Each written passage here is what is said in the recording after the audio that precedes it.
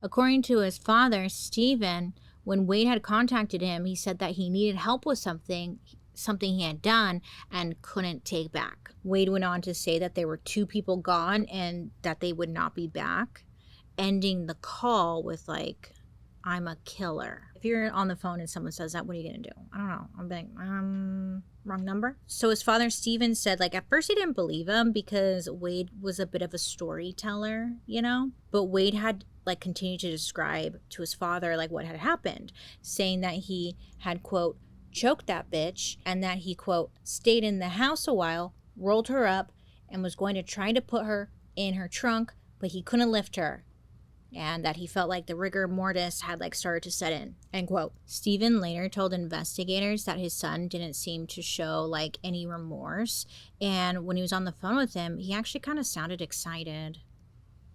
Oh God, I know. Wade, I guess, was originally calling his dad to ask if his dad could like call and get him an Uber out of town. So Stephen had asked Wade like, okay, yeah, like what's your location? You know, like send it to me and I'll get you an Uber.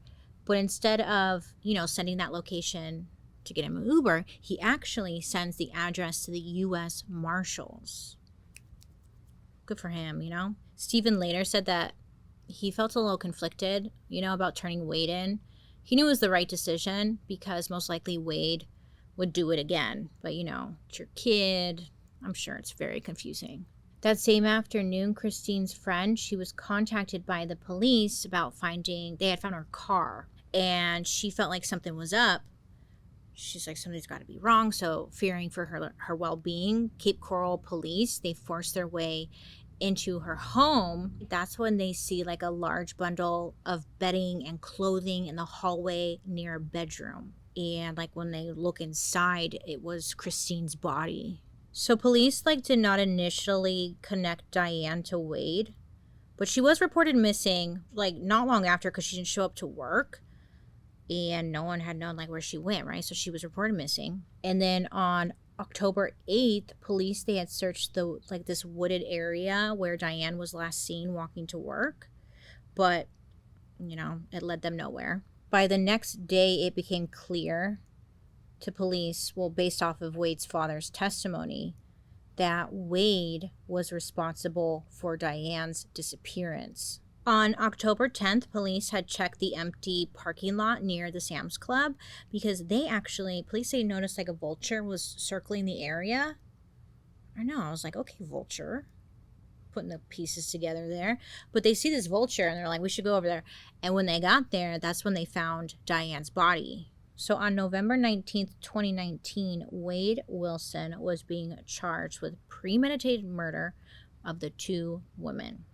So Wade, he gave like different interviews where he argued that he did not kill them, but then he did interviews with police and he told them that, okay, maybe I killed them.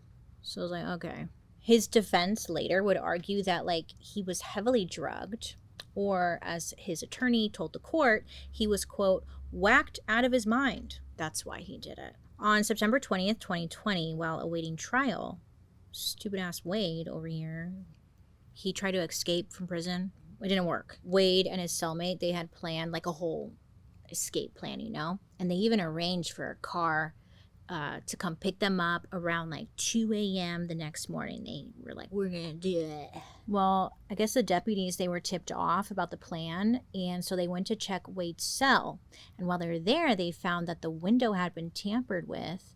The metal frame had been removed, and there were several cracks in the security glass. It was said that Wade most likely would not have been able to escape because even with the glass removed, it would have been impossible for him to fit through the window. So they're like, we don't even know what these guys were thinking. So now on top of everything else, he was also being charged with attempted escape and criminal mischief. Now, during his time in prison, Wade had apparently joined the white supremacist gang, the Unforgiven. So this gang is primarily based in Florida, and like its main symbol is like an iron cross interlinked with a swastika and a Nazi SS in the center. So that's great. And as a member of the gang, Wade also received several face tattoos.